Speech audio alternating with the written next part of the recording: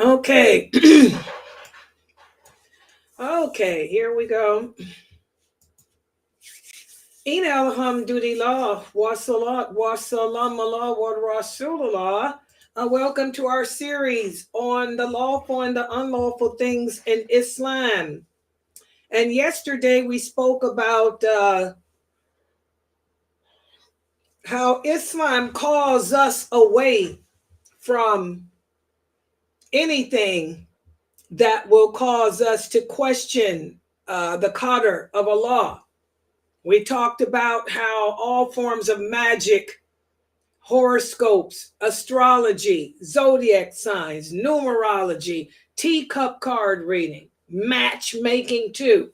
I meant to conclude that yesterday too. Matchmaking, all of that stuff is haram because these are all considered forms of magic.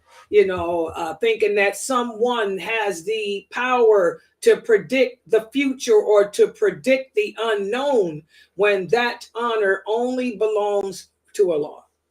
So today we're going to speak about the lawful and the unlawful in regards to racial pride, tribalism, racism, nationalism. And this is something that definitely needs to be addressed, because a lot of Muslims don't understand that there is no nationalism in Islam. We don't pledge allegiance to a country. We don't pledge allegiance to a flag that represents a country. Okay? This is nationalism. And our allegiance is not to that. It's to Allah, the Prophet, and the companions. So let's take a look to see what Allah and his messenger, sallallahu alaihi wasallam, have to say about this topic. And let me put the PowerPoint up here so everybody can see.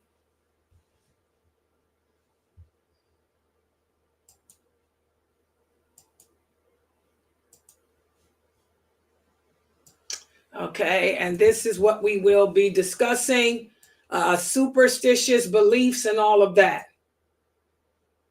First of all,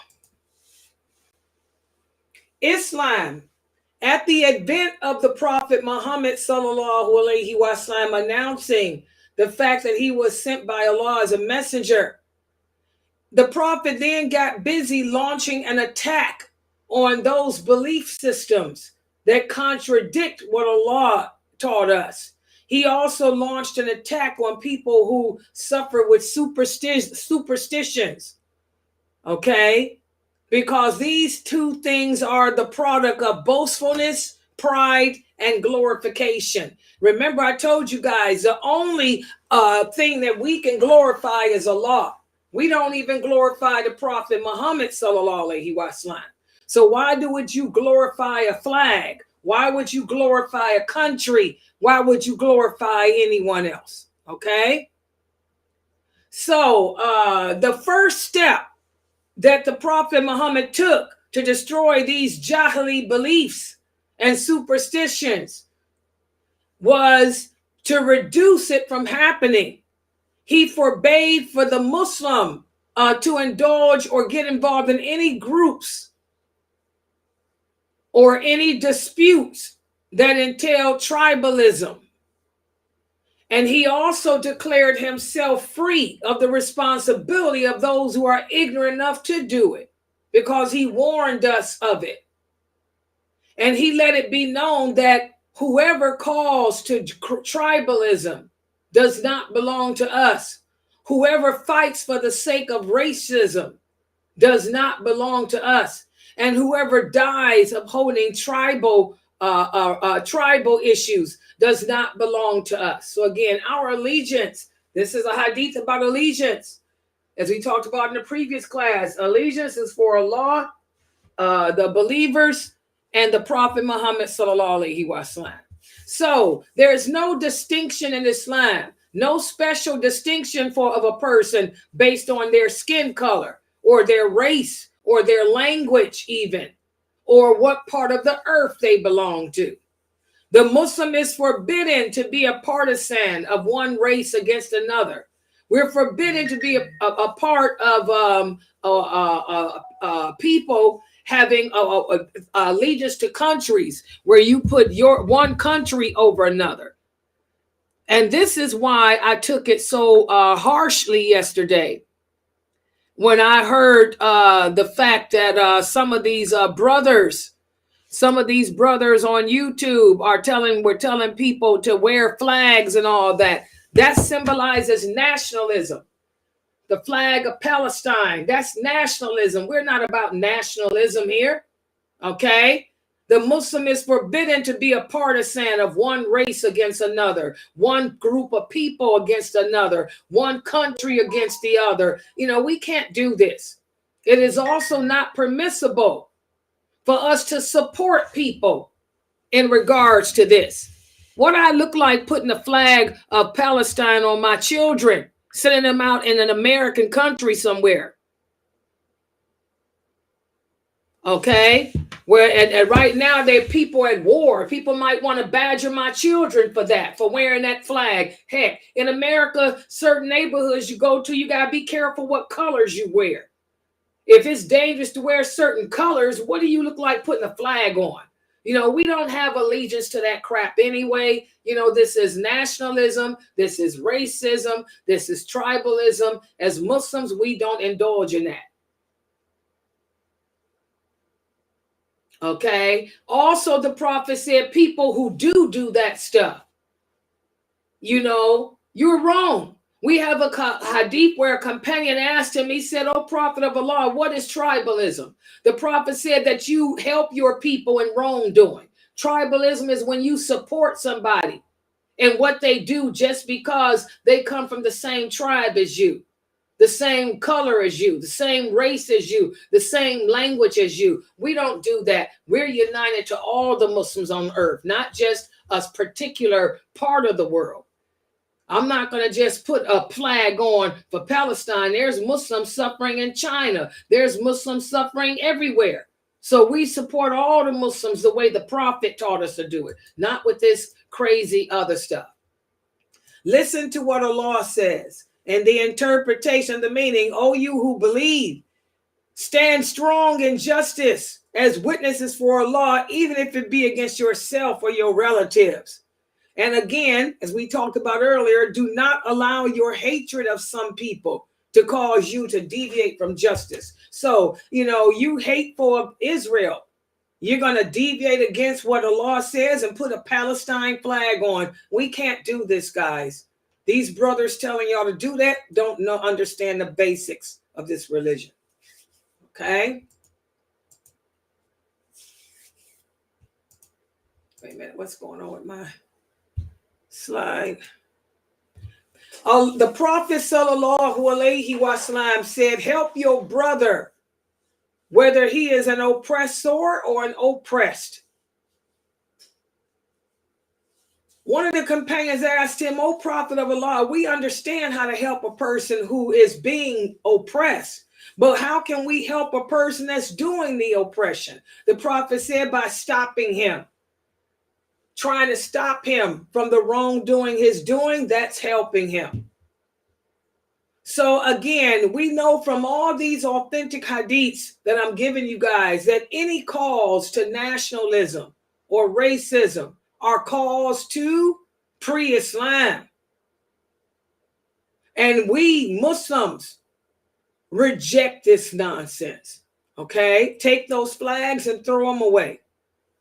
Shouldn't have a flag anyway. Okay? We have to understand that Islam does not recognize any loyalty other than your belief system, your belief in Allah. Allah doesn't favor a person's race, religion, or color over another's. Listen to what Allah says in the interpretation of the meaning. "You will not find any people who believe in Allah on the last day loving those who resist Allah and his messenger, even if they were their family members." So again, even if it's your family, calling you to these this tribalism and stuff, guys, we have to resist it. Okay? And not only does Islam announce that there's no toleration for racism or tribalism, but also lineage is of no importance. Now, there's nothing wrong with doing your DNA test. Wait, let me type her back to her. Yes. There's nothing wrong with doing a DNA test to see, what you are comprised of. But when you do your DNA test, don't sit there and start bragging and boasting, thinking that you're better than somebody else. Okay? We have the hadith, whereas Bilal, radiallahu anha, who was a black man, got into an argument with Abu Dar, and they began to call each other out their name. Abu Dar became so angry that he said to Bilal, "You are the son of a black woman." And this hurt Bilal's feelings so bad that he went to the Prophet and complained about it. And then the Prophet looked at Abu Dar and said, "Oh, Abu Dar, are you making fun of him about his mother?" He said, "There is still some influence of Jahiliyyah in you. So we have to work on that, because you would never be a believer, guys, until you love for your brother in Islam, your sister in Islam, what you would love and want for yourself." Okay, so lineage has nothing to do with anything. There's nothing wrong with doing your DNA test to see where you come from. But don't sit there thinking that because of the results, you're better than somebody. The Prophet sallallahu alaihi wasallam said an Arab is not better than a white man or a black man. What makes you better in the sight of Allah is your consciousness of him and your fear of him. That's what Allah cares about. Allah made you the color you are. Allah didn't make any mistakes in his in his creation. You want to get on the good side with Allah, work on your fear of him, your consciousness of him. Also, the Prophet sallallahu alaihi wasallam said, "You are all the children of Adam, and Adam was created from dirt." So in other words, ain't none of us better than the other on the outside, because we all come from the same substance known as dirt. So what are you boasting about? What are you bragging about? Okay, so be careful of this nonsense, guys. Also, in another hadith, the Prophet sallallahu alaihi wasallam said, "The genealogies of yours, these genealogies are not a reason to hate each other. You are all children of Adam. No one has superiority over another except in religion and consciousness of Allah." So that's who the best of amongst us is. Those of us who are practicing this religion and who fear Allah's punishment. Okay?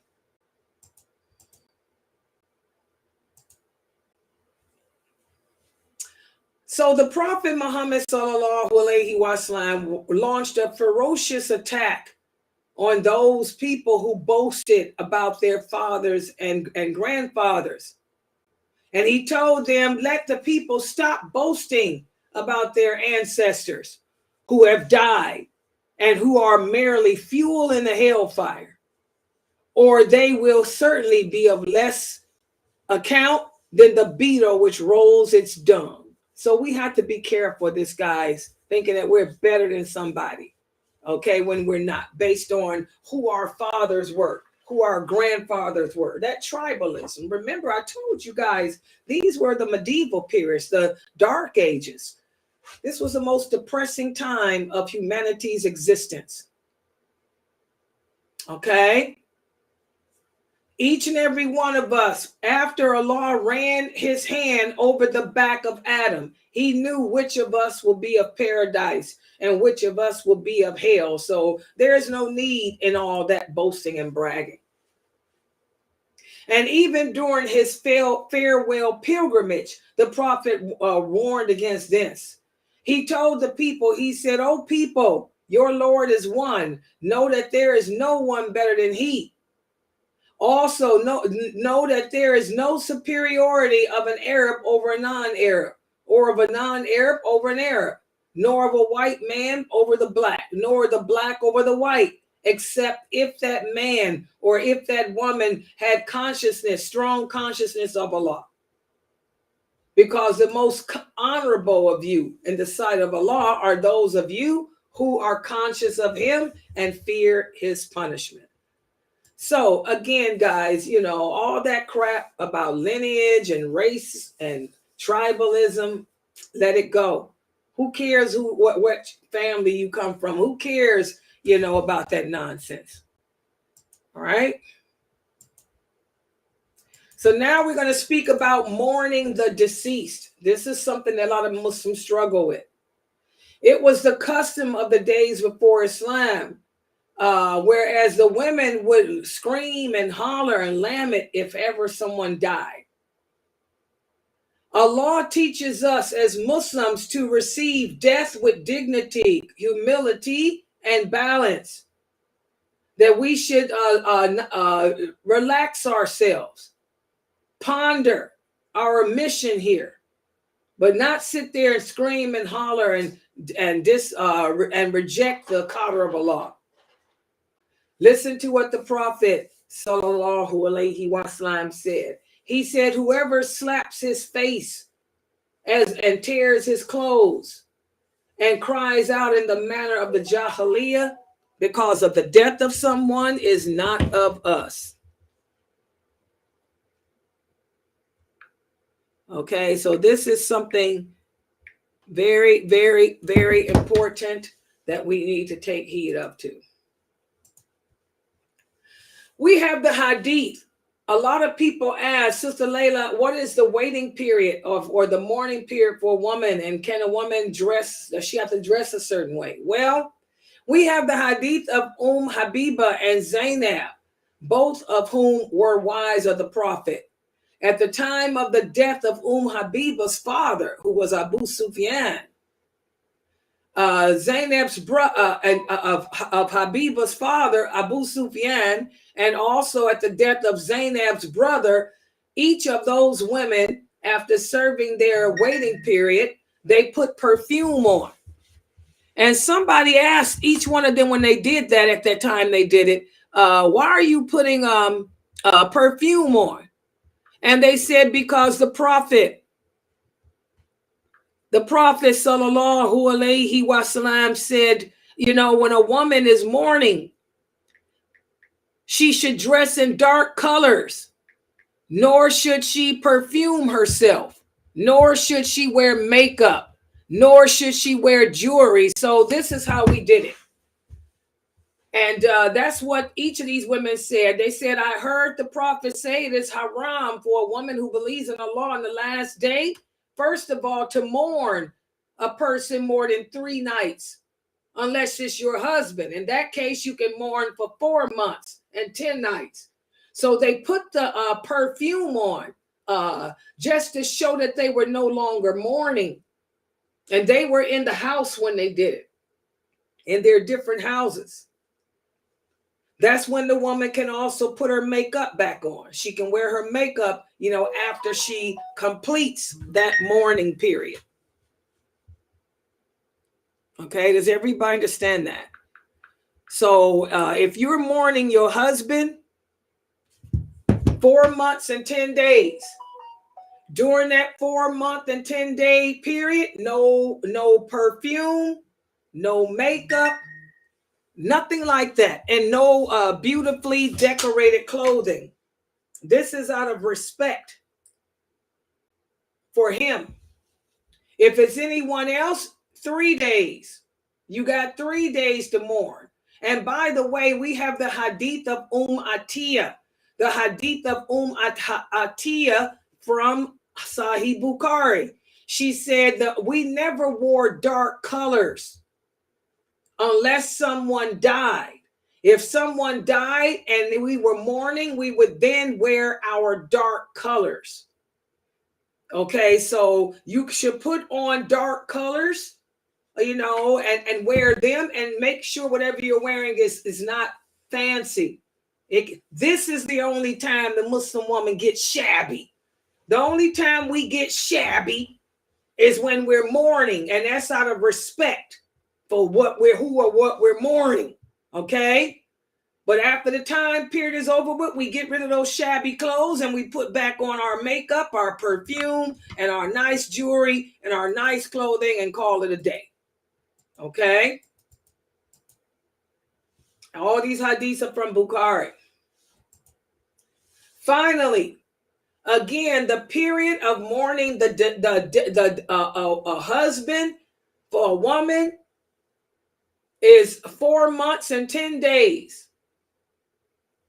And when you're in mourning, you cannot leave your husband's house. What does that mean? That doesn't mean I can't go outside to go grocery shopping. It means that you cannot move in and live nowhere else.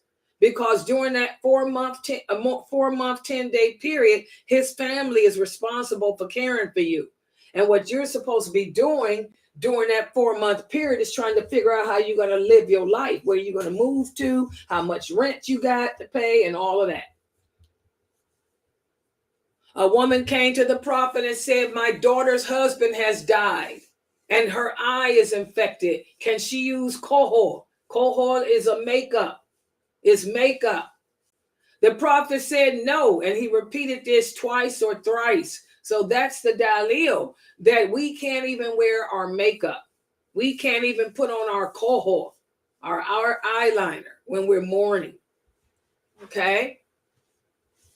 And that's why women ain't, and don't have to leave the house too. I don't want nobody to see me when I ain't got my makeup on.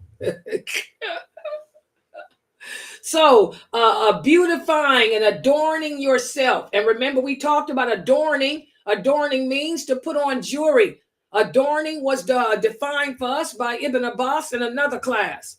Adorning was defined for us by Ibn Abbas, Ibn Umar, and Aisha, radiallahu anha. They say that word refers to jewelry and makeup. Jewelry and makeup. So as Muslim women, we cannot beautify and adorn ourselves, during the waiting period of mourning. And also, we don't scream and holler and shout. We don't scream and holler and shout. We have to carry ourselves with dignity. When Khalid bin Walid died, Umar heard some women screaming and hollering. And then he heard some women that were weeping. Some women got up and wanted to stop them, but Umar said, let them weep. Okay? What they cannot do is what those other ones were doing out there, screaming and hollering and throwing dirt and stuff over their heads. This is what we can't do. So we can weep. Weep, it means, soft crying. Tears run out your eyes, soft crying. But no, not my man. And that type of crap that you see people do, falling out on the floor and hallelujah, doing the Medea, whatever it is they do. We can't do that. Everything we do as Muslims, we do with dignity, humility, and balance. Okay, so I'm going to stop right here. This is all we have to say, about mourning. This is all we have to say about tribalism, nationalism. This stuff is haram. So when y'all listening on YouTube to these famous speakers tell y'all to wear flags around your head, wear flags on your body, that symbolizes nationalism. That symbolizes tribalism. That's haram in Islam, guys. The Prophet and his companions never tied flags and symbols of countries and symbols of the places of the earth on them. They loved Mecca. The Prophet Muhammad sallallahu alaihi wasallam loved Mecca, but he had to leave it because he could not practice his deen there. Did he walk around with a flag representing Mecca on him? Allah tells us that the earth belongs to him. It doesn't belong to you or me. The earth belongs to him. So this is why Allah is punishing a lot of us, because we still don't understand that we're supposed to accept what Allah says. Nationalism to a country, nationalism to a race, to a culture. Remember, we're supposed to distance ourselves, do well better We distance ourselves from anything that contradicts what Allah says. So who are these men that y'all think are scholars? I keep telling y'all they ain't. Telling y'all to wear flags to school. Put flags on your car. Put flags on your house. These are nationalists. This contradicts Islam. We don't do that. It's haram. And I just gave y'all the dalil. All those hadiths are authentic. That's the dalil. The Prophet fought against that crap. Fought against it. And here you people still doing it. Shame on you. All right, we're going to stop right here. Subhanakallahumma wa bihamdika ashhadu an la ilaha illa anta astaghfiruka wa atubu ilaik. Are there any questions or comments? Questions or comments? I had a question from yesterday. Okay. I was trying to explain. So you know how when you get the evil eye, or someone thinks they have the evil eye, and you say Falik, the Nas, and the class. So I was trying to explain that to them. So I just want you to clarify it. So you say it in the morning and then say it at night. And then are they saying those 3 times in a rakat? Like how? Can you explain it a little bit to her? Okay, hold on for a second. This person's been texting me all during my class.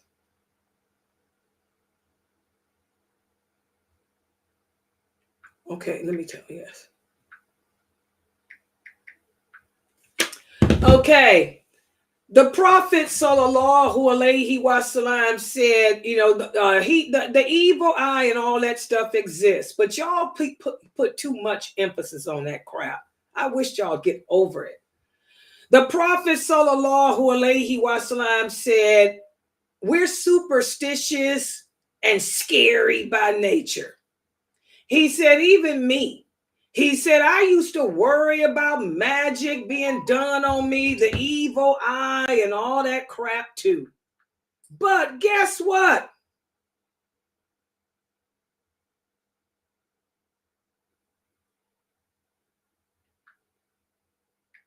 This person is getting on my nerves. The Prophet said, I used to worry about that stuff too. But guess what? Allah sent down the last 3 surahs of the Quran. All you have to do is recite them every day and don't worry about it. Period. Dot. That's the hadith. Period. Dot. Now, when I was a kid growing up, my mother said, all you got to do, Layla, how many times a day do you pray? Here she is again. How many times a day do you pray? I said 5. Well, in the first rakat, recite the Fatiha and the Falik.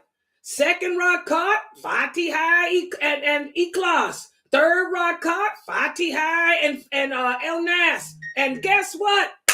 You're done. See how easy that is? So when I make salat, those are the prayers I say when I pray. And I call it a day. Now, if you one of them people that want to pray somebody, say some other prayers, just say it in the morning. There's one hadith that the Prophet said, say it 3 times. There's another hadith, say it twice. Another hadith, he just said, like the one I just gave you, just say it. The one I just gave you is Bukhari and Muslim. I used to worry about the evil eye too. But now, all I do is recite the Falik, the Nas, and Ikhlas, and that's the end of it. There it is. Does that answer the question? Because I don't want y'all to get stuck on numbers and all. Y'all make the religion too hard. Just say it. You can just say it one time. It's doing its job. It's protecting you. Or do like I do when I make, because I got stuck on that too when I was a kid. My mama said, Layla, I'm sick of you asking me that question. What do you say when you pray? Fatiha and the Falik. What you say in the second rakat? Fatiha and Ikhlas. What do you say in the third? Fatiha and Nas. So now, did you answer your question, Layla? Yes. So there you go. Just tell your kids to say it and they pray when they make salat. And that's the end of it.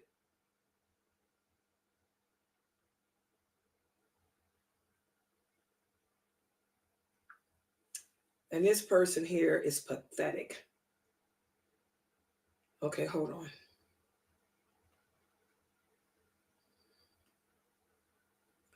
Okay, any other questions, guys? I'm sorry, I'm not having with you. I'm just this person. What is her problem?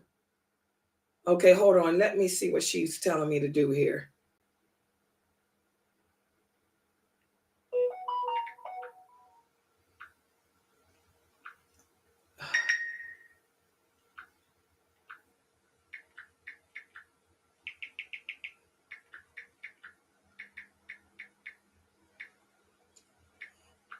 Okay, hold on.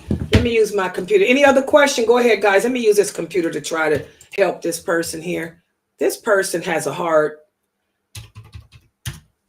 I don't use the phone. I can't see on the phone. But yeah, that's what I would tell the kids, guys. Tell your kids, like my mother told me, just when you make your prayer, you got to say the Fatiha. Say the Fatiha and the Ikhlas.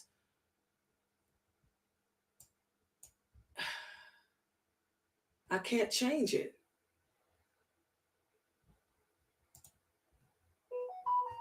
He won't let me. Let me tell this person this. Oh, she won't.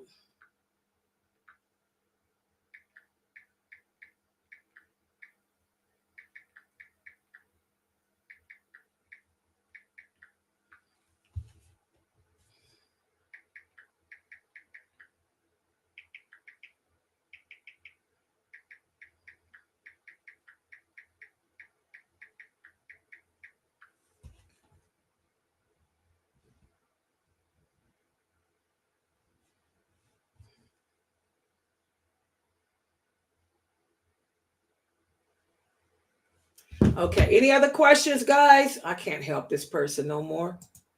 Who is this person anyway? The people text me and I'm trying to help this. I don't know. But anyway, does that answer the question? Yeah. So it can just be in the morning or the night, or you can just make it simple like me and just do it when you make your salats. Just recite those surahs when you make your salats. That's what I do. Okay. Yeah, it was an adult, sister, believe it or not, my daughter. Well, tell the dog the same thing too. Okay. Yeah, that's just, most people say them in their prayers, don't they? At least I know I do. My mother trained us to do that. Yeah. But it can be one time, because there's hadiths the prophet, and when you see those hadiths with different times, the prophet is letting you know that it could be however what you want it to be. Some people say them, so it could be however you want. But yes, there's a hadith there is a hadith in Tirmidhi that says, I say it 3 times in the morning and 3 times at night. Then there's another hadith in another book that just says, I say it once in the morning and once at night. And then the one that I just gave you is from Bukhari and Muslim. The prophet said, I just say them and call it a day, So my best answer I give you guys is what my mother had me do. When you make salat, recite the Falak and the Nas and Ikhlas in your prayers. And that way you ain't got to worry about it. Since we're so worried about magic, you know what I'm saying? Just say it when you're praying. Make that your prayers. And that way you don't have to worry. Any other questions? Let me look on YouTube. Yeah. Let me see. Yeah. Okay. Okay, guys. Please support. Well, why did you do this?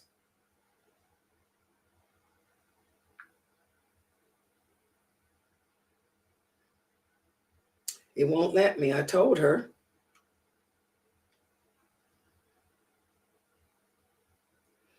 Yeah, please support this dawah effort, guys, by sending in your donations. Oh, God. Okay, she did something. Yeah. That's why I don't give my personal phone number to people. Now do y'all see why I don't give my personal phone number? The whole class, this sister. And I don't know why people just don't join the class. Oh. Okay. All right, guys, I'm going to sign out so I can call her on the phone. And inshallah, guys, tomorrow we have the 6 o'clock class, and also my class on the stories of the wives of the prophet. We're doing the story of Juwayriya. We completed Zainab, radiallahu anha. And I meant to put her thing in here and I didn't. So I'll do that tonight. I'll upload Juwayriya's thing tonight that we made. Okay, so that's tomorrow at 9, inshallah. So I'm going to close out for now because I don't want to be up all night because I didn't get much sleep. Subhanakallahumma wa bihamdika ashhadu an la ilaha illa anta astaghfiruka wa atubu ilayk.